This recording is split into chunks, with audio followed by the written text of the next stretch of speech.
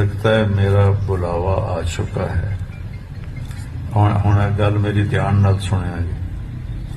اگر میں نے کسی کو تھپڑ مارا ہو، کسی کو چھڑی ماری ہو، کسی کو سخت بول بولا ہو، کسی کا کوئی مال میرے پاس ہو، تو آج مجھ سے یہاں بدلہ لے لو، اور کوئی میں نے کسی کا دینا ہے تو یہاں لے لو۔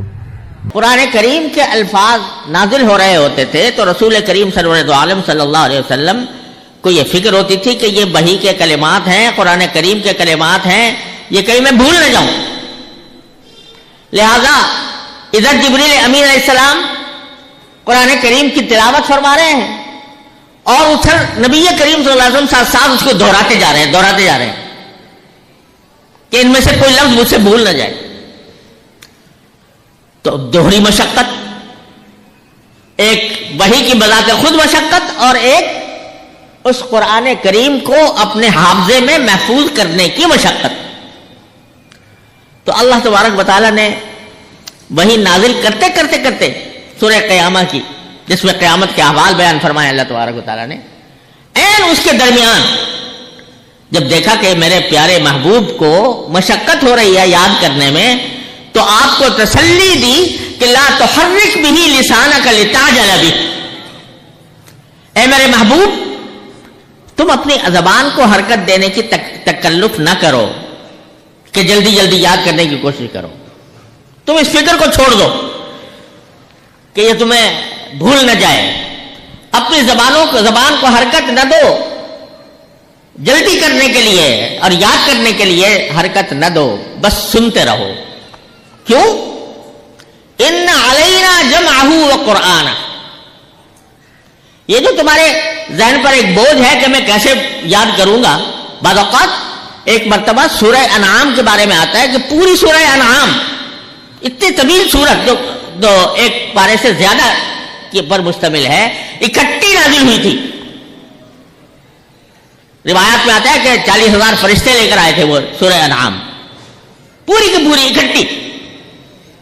تو آپ کو اگر یاد کرنے کا بھی مسئلہ ہوتا تو ادھر وہ وحی کے نزول کی شدت ہے، اور ادھر اتنی بڑی سورت کو یاد کرنے کی شدت ہے۔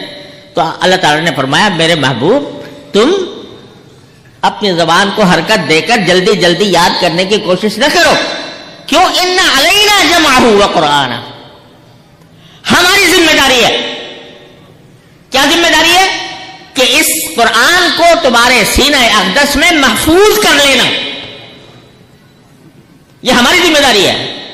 تمہیں کسی حافظ اور قاری سے حفظ کرنے کی ضرورت نہیں، نہ تمہیں خود دہرانے کی ضرورت، ہماری ذمہ داری ہے۔ ان علینا جمعہ، یعنی اس کو تمہارے سینے میں محفوظ کر دینا، یہ ہماری ذمہ داری ہے۔ ایک ذمہ داری تو یہ ہے کہ ہم تمہارے سینے میں اس کو محفوظ کر دیں گے، دوسری ذمہ داری یہ ہے کہ اس کو ہم تمہارے سامنے تلاوت کروائیں گے اپنے محبوب فرشتے جبرائیل علیہ السلام سے، قرآن، یعنی وہ تمہیں پڑھ کر سنائیں گے،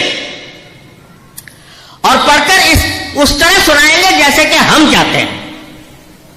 ان علینا جمعہ، یعنی ہماری ذمہ داری ہے کہ ہم اس کو تمہارے سینے میں محفوظ کریں گے اور تمہارے سامنے پڑھوائیں گے جبرائیل سے اس طرح جیسے ہم چاہتے ہیں۔ پھر کیا ہوگا؟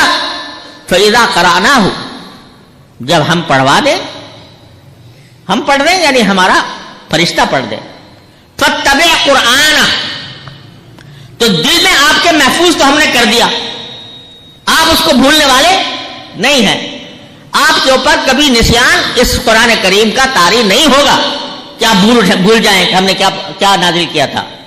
اس کی ذمہ داری تو ہم نے لے لی کہ آپ کے سینہ اقدس میں وہ قرآن محفوظ ہو جائے گا، اور ہم نے پڑھنے کا طریقہ بھی آپ کے سامنے بتا دیا جبریل امین کے ذریعے۔